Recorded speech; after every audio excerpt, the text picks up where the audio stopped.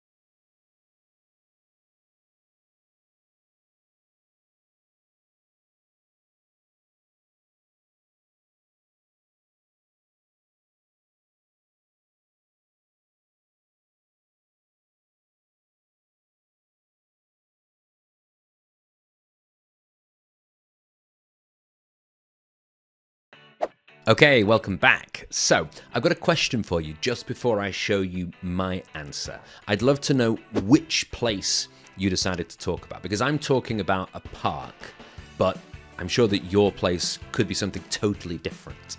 So, let me know in the comments. You can just write even just one word or just a short sentence about which place you decided to talk about. Anyway, let's go through my answer now. And something you'll notice is that there are certain words in my answer which are important words.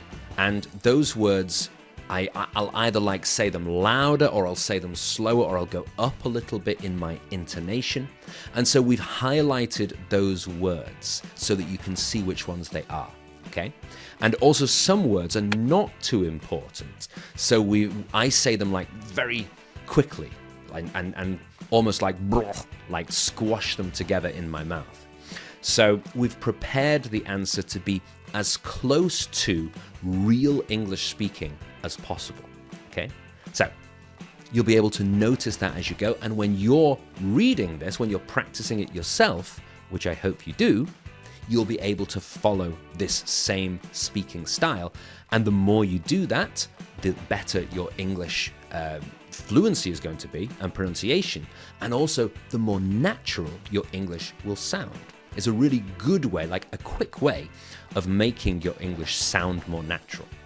So what we're going to do, I'm going to read one sentence, I'll leave a short pause, and in that time, if you want to stop the video and say the sentence after me, then great, you can. If not, if you just want to listen like this is your Netflix, then you can just wait for 1 second and then I'll say the next sentence. But I hope this is not just Netflix. This should be interactive. I can't force you. I'm not your teacher in the classroom with you, but I hope that you are practicing. Okay, anyway, I'm not going to be too strict with you. So let's go with the first sentence. So the first thing that comes to mind when I think about nice places to visit is my local park. Now notice that just before I give you the pause, that I said when I think. So when I think is one of those squashed words, and to visit. So to becomes to visit. Okay? So now it's your turn to have a try at reading that sentence. Very good. Let's continue.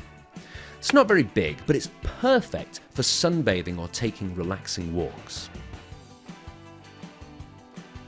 I usually go there in the late afternoon, especially when I want to unwind after a busy day. By the way, if you're enjoying this video, make sure to like and subscribe because we have loads more DET videos coming out all the time. And if you're looking for a complete preparation course to help you pass the DET first time with a really high score, we have the perfect course for you. All of the details are here under the video, so make sure you check that out. I often go with my sister, although sometimes I prefer going alone if I need some quiet time.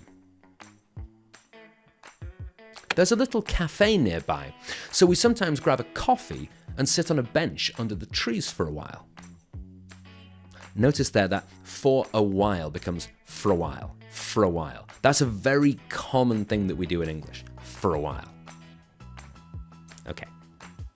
The atmosphere is really peaceful and it helps me disconnect from the stress of work or studies. Rather than just watching Netflix or scrolling on my phone, I find it much healthier to get some fresh air and spend a bit of time out in nature. And then the last sentence. Not only that, but it's totally free of charge, which is getting less and less common nowadays. Okay, very good. So that's the end of practice question 1. Now we're going to keep going with questions 2 through to 5, and it's the same again. I'll give you the question, you'll have a try, I hope, and then I'll take you through my answer afterwards. How involved you want to be is totally up to you, but remember, you can also save this video and come back to it as well. But now we're going to move to question 2, so you'll have 20 seconds to read and think, and 90 seconds to speak. Your time starts now.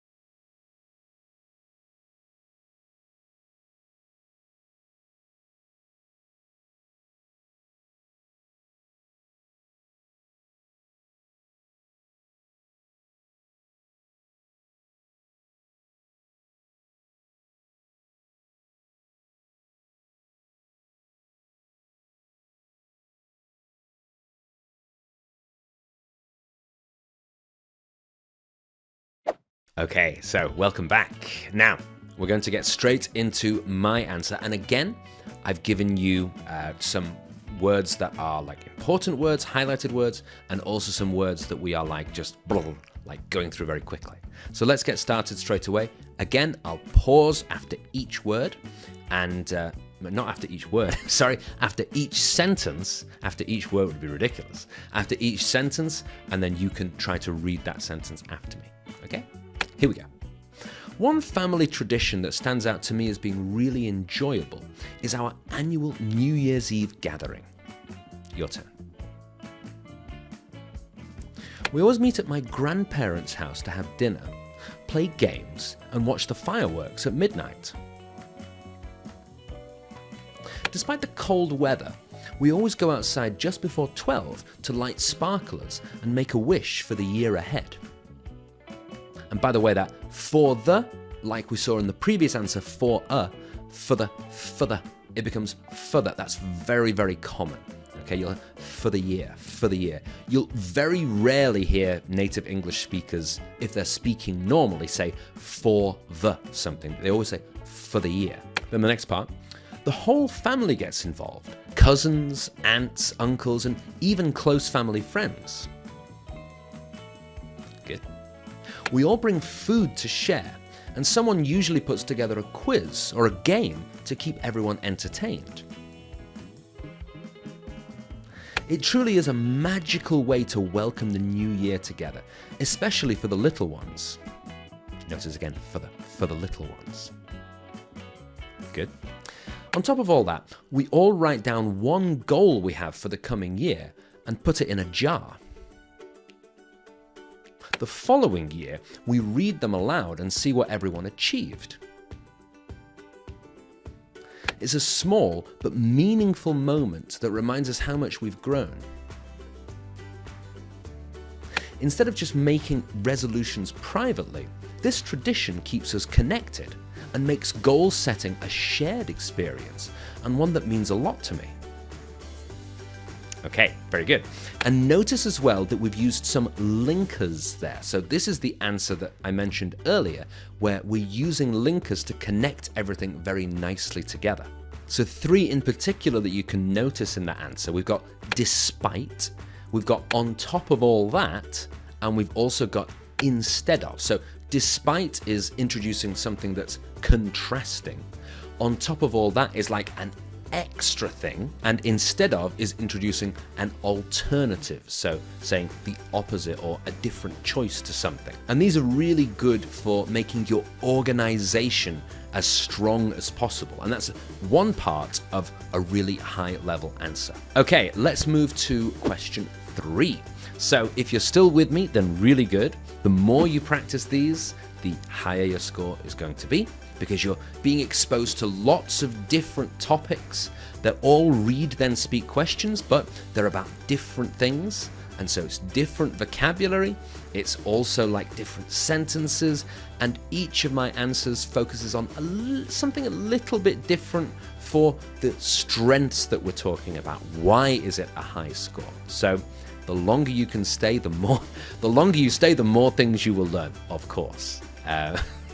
The more you read the dictionary, the more words you will know. But really, I think that if you're sticking to this point, good job. Anyway, enough of me talking. It's your turn to talk. Question 3 coming up now.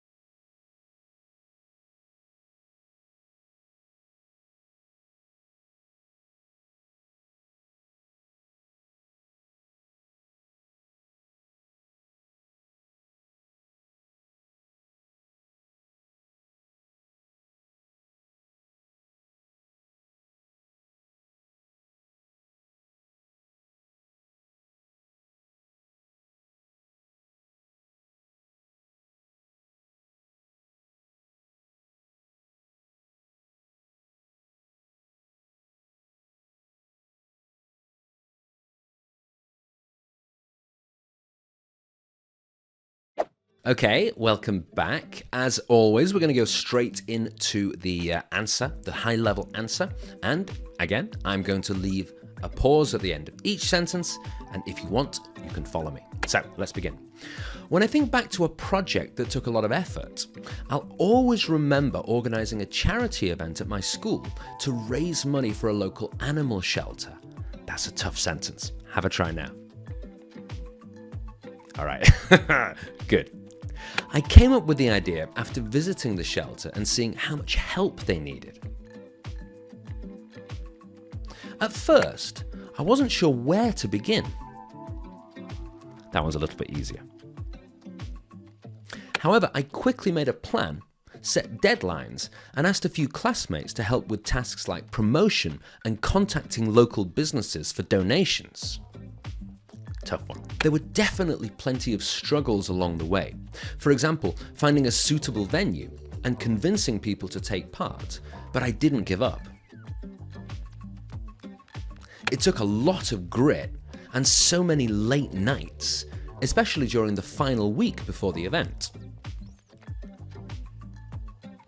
In the end, we raised more than we'd hoped, and the shelter sent us a thank you video that really touched everyone. I felt absolutely elated when it was all over, not just because we'd succeeded in our objective, but because we'd done something that really made a difference. All right, very good. So there's our third answer, and this one we can look at a little bit of vocabulary. So there's some high-level words that we've used. For example, the word grit. It took a lot of grit. Grit is another word for determination. Words like that are very nice to use. We also have elated, which is another way to say really happy or delighted. And we also say plenty of struggles along the way. So struggles is another word for difficulties. You might know struggle as a verb, but we also use it as a noun. Lots of struggles, plenty of struggles along the way. And that's another nice, quite natural bit of English. And the more that we can use these more specific, more unusual words, the higher our score is going to be. Let's move now to question 4. Question 4 is going to be about a journey. All right. And while you're going on the journey of answering this question, I'm going to go on my own journey and go and have a cup of coffee. And I'll be back here waiting for you when you're finished, and we'll go through my answer together. But first, it's your turn to speak. Let's go.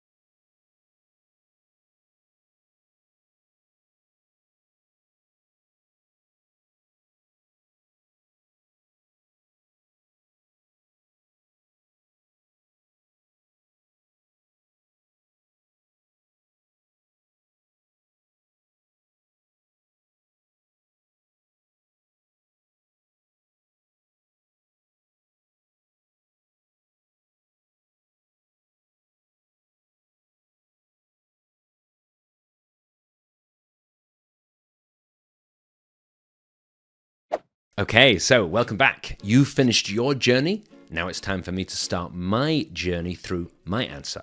Let's begin.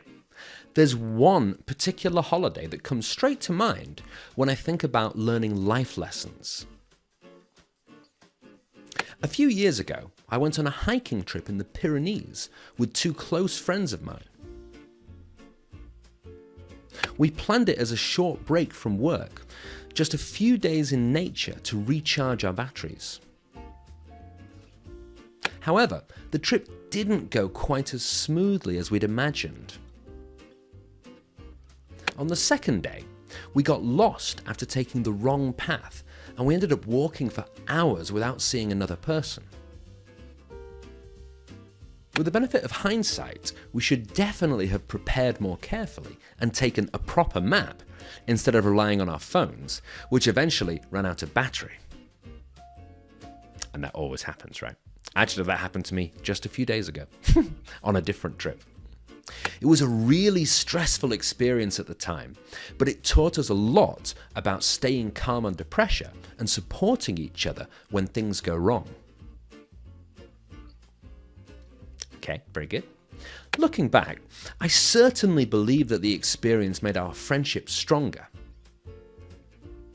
It also reminded me that being well organized is essential, especially in the mountains where even small mistakes can have major consequences. All right, very good. Now, in that answer, there were two phrases that we used for reflecting, for giving our reflections on something. That's like thinking back. And this is a common thing in read then speak questions. The question will, like in part of it, ask you to think back and say, okay, why did you feel that way? Or how did it make you feel? Or why was that important? And so we've got a couple of great expressions there that you can use when you're looking back, when you're reflecting on the past. If you're still with me, then very good. Great work. We're going to move to question 5. Question 5, same rules again. 20 seconds to prepare, 90 seconds to speak, and then we'll go through my answer. All right, let's begin.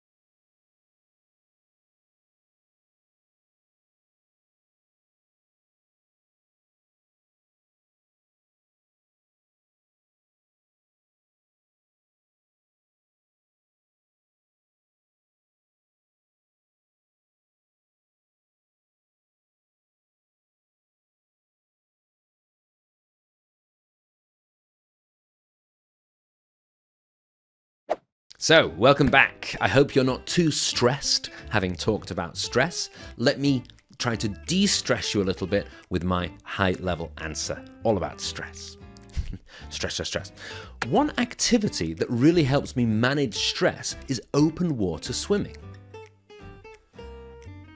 I started doing it regularly a few years ago during a particularly busy time at work. I was feeling overwhelmed, so I joined a club at the local lake and began swimming there a few evenings a week. Now I go 2 or 3 times a week, and it's become an essential part of my routine. I say this because swimming allows me to disconnect from everything for a while. There's that for a while. No phone, no emails, just the rhythm of moving through the water.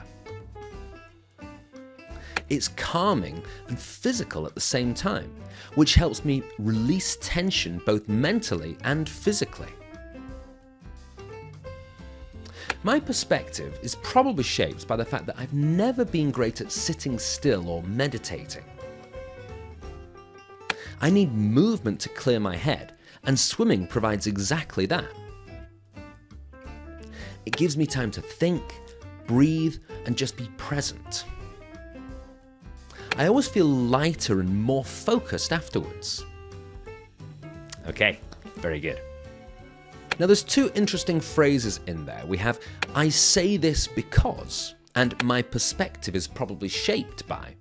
And both of those, we use them to justify our answer, to explain more or give reasons why we think about things in a certain way.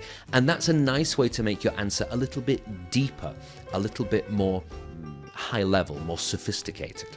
And of course, like a lot of things, it allows you to stretch your answer, to make it longer, to extend it, and make sure that you speak for the full 90 seconds. So, very well done. That is the end. That's the last question. I promise no more read then speak questions, at least in this video.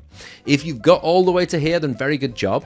And if somehow you've got here and you haven't liked and subscribed yet, then please do like and subscribe.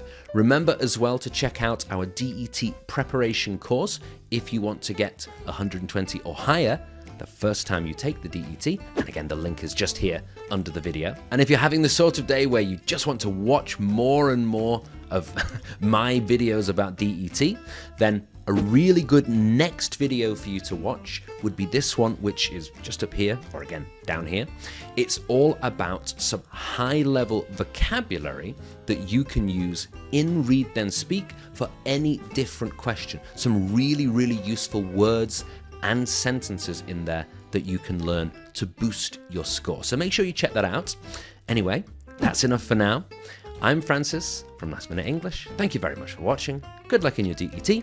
I'll see you next time.